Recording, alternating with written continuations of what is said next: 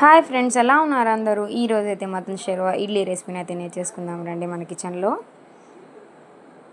చూడండి, మటన్ షెర్వా చూస్తుంటేనే తినాలనిపించేస్తుంది కదండి. తప్పకుండా ఈ రెసిపీని అయితే ట్రై చేయండి. టిఫిన్స్లో చాలా బాగుంటుంది. చికెన్ షెర్వా కాకుండా ఇలా మటన్ షెర్వా కూడా ట్రై చేయండి ఫ్రెండ్స్, చాలా బాగుంటుంది. పిల్లలు కూడా చాలా ఇష్టపడి తింటారు. తప్పకుండా ఈ రెసిపీని ట్రై చేయండి ఫ్రెండ్స్, చాలా టేస్టీగా యమ్మీగా కూడా ఉంటుంది.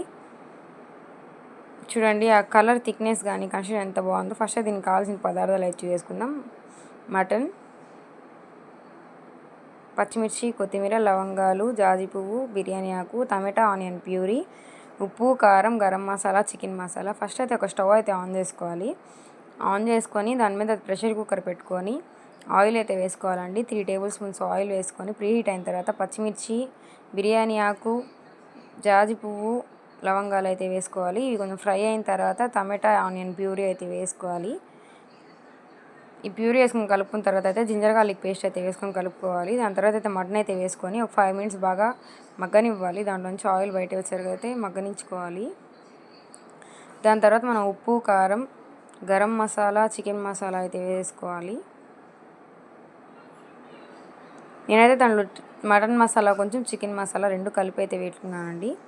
దాని తర్వాత మనకి షెర్వాకి ఎంత కన్సిస్టెన్సీ వాటర్ కావాలో అంత కన్సిస్టెన్సీ అయితే వాటర్ వేసుకొని లాస్ట్లో అయితే కొంచెం కొత్తిమీర వేసుకొని బాగా కలిపేసుకోవాలి. దాని తర్వాత అయితే లిడ్ అయితే ప్రెస్ చేసి పెట్టేసుకోవాలి.